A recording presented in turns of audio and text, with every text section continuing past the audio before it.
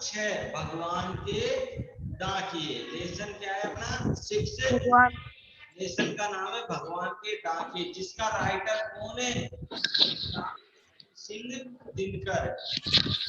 हिंदी के महान कवि, हिंदी के बहुत बड़े महान कवि, अच्छे कवि हैं, जिनका नाम क्या है? रामधारी सिंह दिनकर। ठीक है, अब आगे बढ़ते। पक्षी और बादल ये भगवान के डाकिए हैं, जो एक महादेश से दूसरे महादेश को जाते हैं।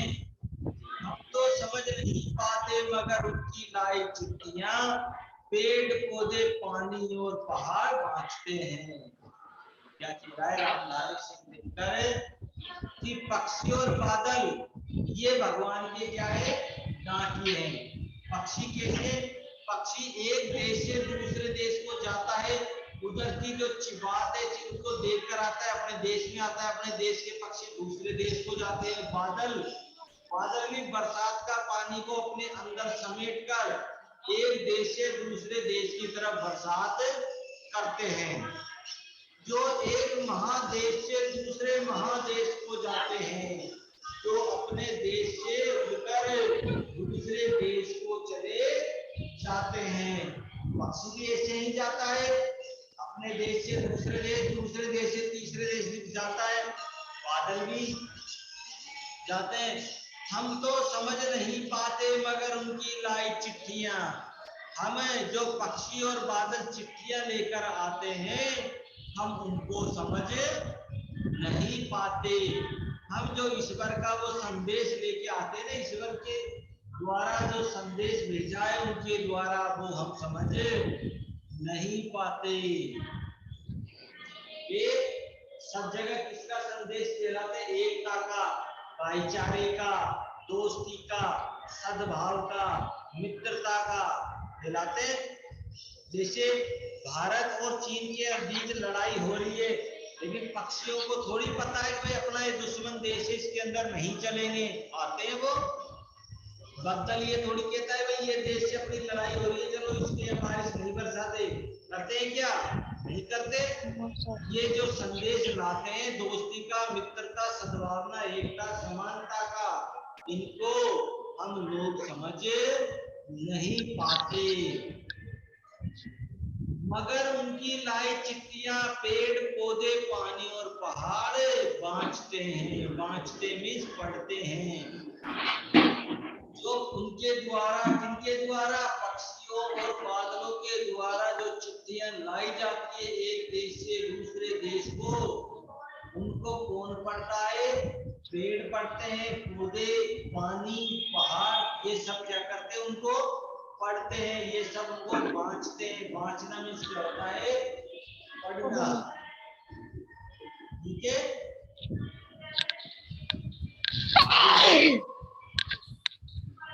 हम तो केवल यह आंकते हैं। आंकना, आंकना मीन्स मूल्यांकन करना, हिसाब लगाना।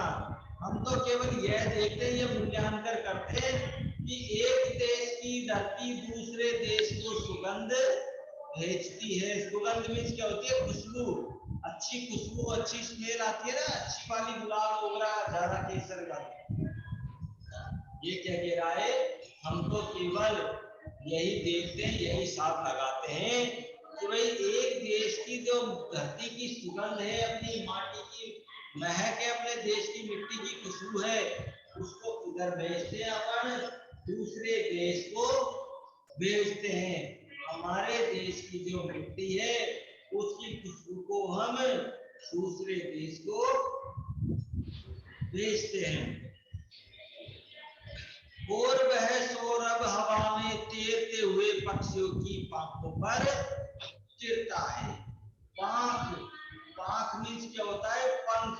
पंख होते हैं ना पक्षियों के, उनको क्या कहते हैं? पांख कहते हैं। क्या कहते हैं? पांख।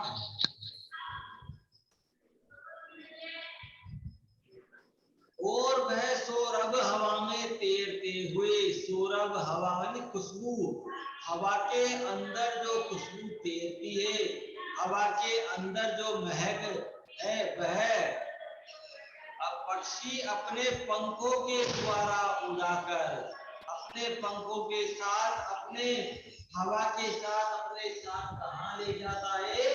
एक देश से दूसरे देश को वह अपने पंखों के द्वारा एक देश से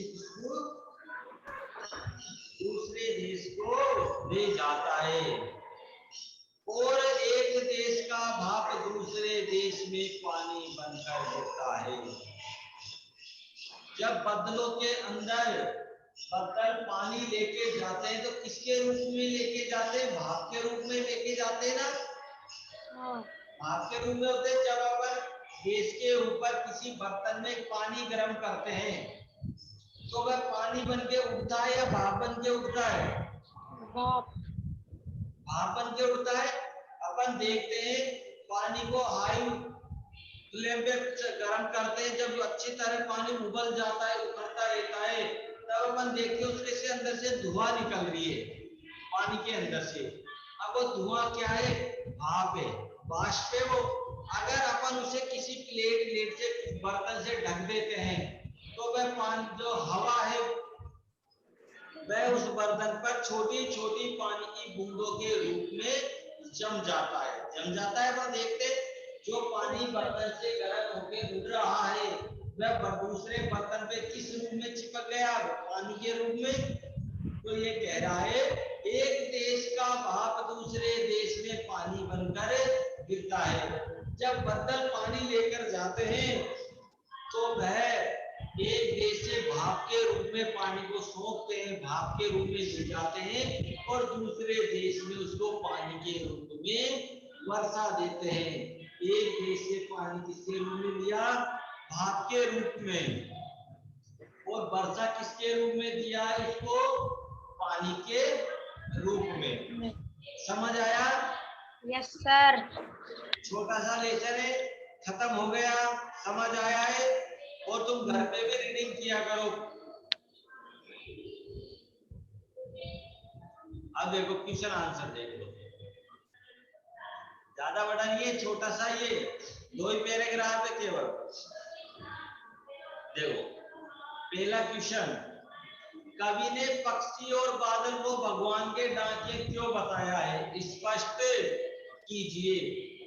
कवि ने पक्षी और बादल को भगवान के डांटिए क्यों बताया है? स्पष्ट करो। आंसर है इसका, कवि पक्षी भगवान के डांटिए इसलिए बताया गया है। क्या कह रहा है वो? पक्षी और बादल को भगवान के डांटिए इसलिए बताया गया है क्योंकि उनके साथ भगवान का भेजा हुआ संदेश होता है। भगवान के द्वारा भेजा हुआ संदेश किसके साथ होता है? पक्षी और बादल के साथ। ये ईश्वर के विश्व बंधुत्व, एकता, समानता के संदेश का प्रसार करते हैं और सभी को समान रूप से संदेश भेजते हैं, किंतु इनके द्वारा लाए गए संदेशों को मनुष्य पढ़ नहीं पाता। पक्षी और बादलों के द्वारा जो संदेश लाया जाता है पक्षी उनको पढ़ नहीं पाता। ये संदेश पेड़, पौधे, पर्वत, नदियां, तालाब आदि पढ़ते हैं। सेकंड क्वेश्चन है, पक्षी और बादल द्वारा लाई गई चिट्ठियों को कौन कौन पढ़ पाते हैं?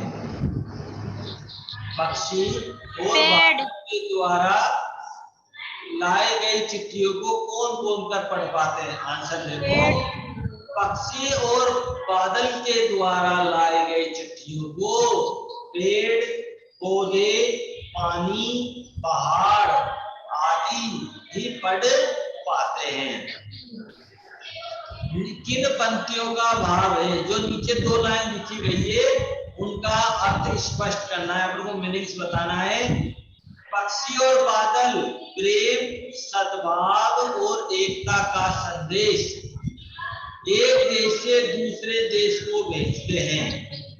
पक्षी और बादल प्रेम, सद्भाव और एकता का संदेश एक देश से दूसरे देश को भेजते हैं। इसका आंसर होगा पक्षी और बादल वे भगवान के डाकिए हैं जो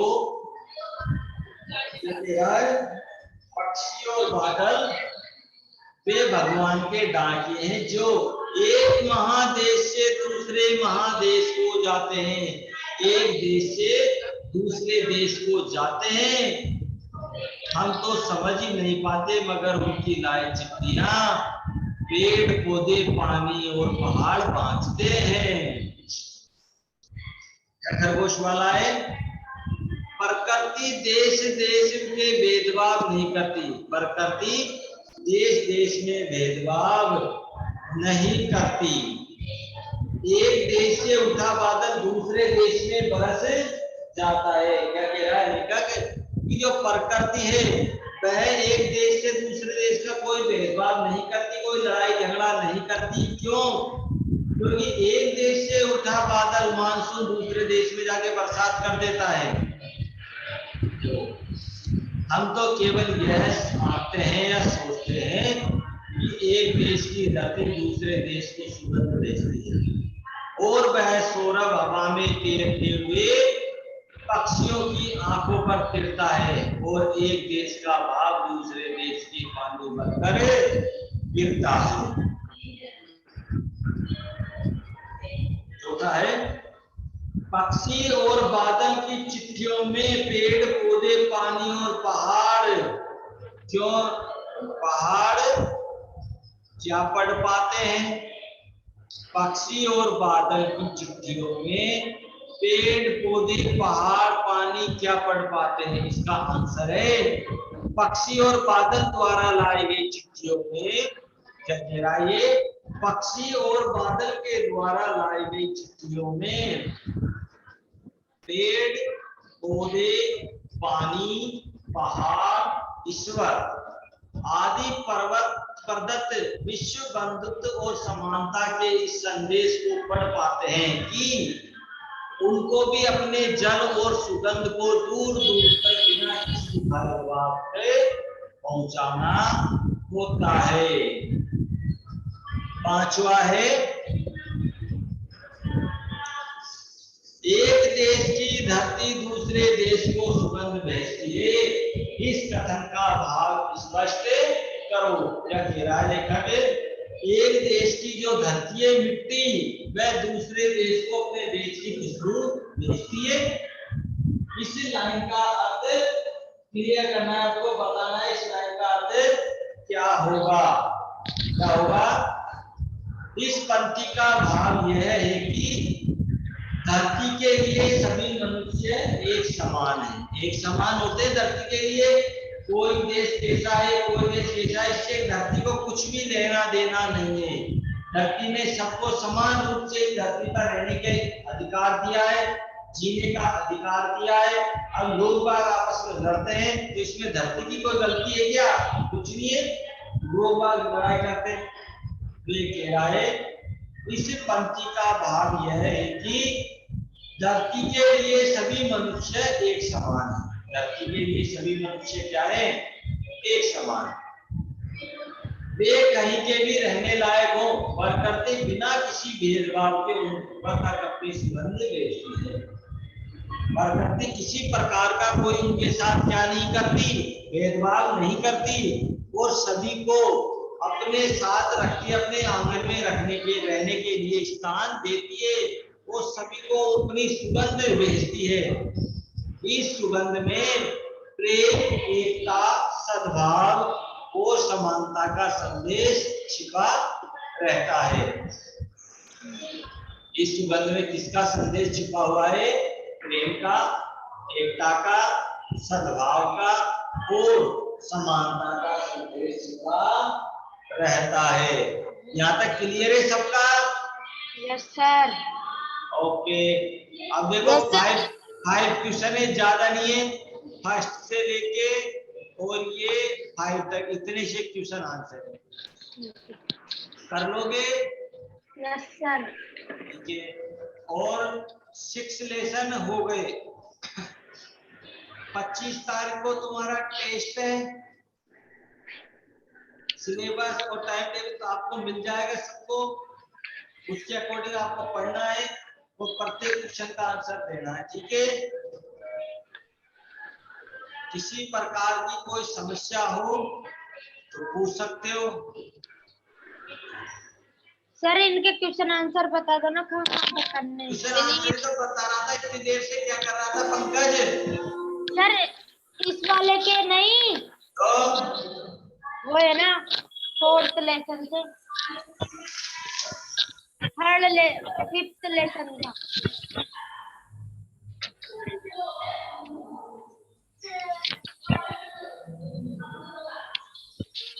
ये रहे 5th लेसन के क्वेश्चन आंसर। ये फर्स्ट करना है, सेकंड करना है और ये थर्ड करना है, फोर्थ करना है और 5th करना है। ठीक है, कर लोगे? डायरिंग का कर दिया। हाँ, 5 क्वेश्चन है। कौन से में? 5वें वाले में।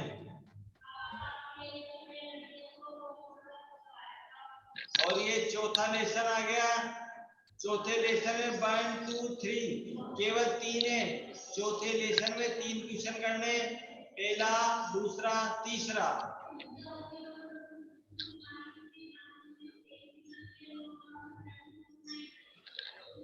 थर्ड लेसन में पहला, दूसरा, तीसरा, चौथा, पांचवा। तीसरे लेसन में 5 क्वेश्चन है, करने हैं।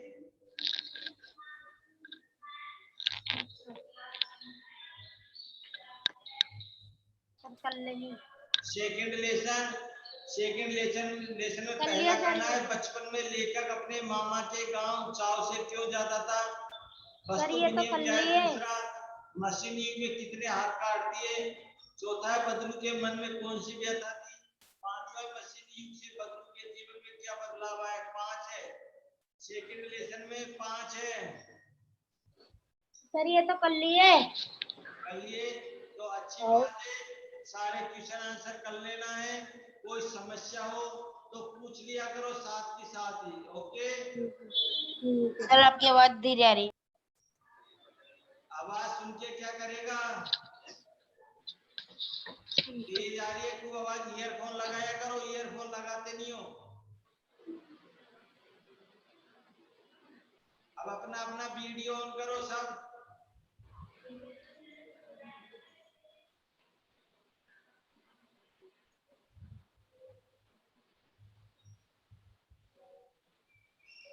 अंकित सोते सोते पढ़ता है क्या बैठ के पढ़ता है? अंकित सैनी बैठ के पढ़िया कर, वीडियो ऑन कर अपना।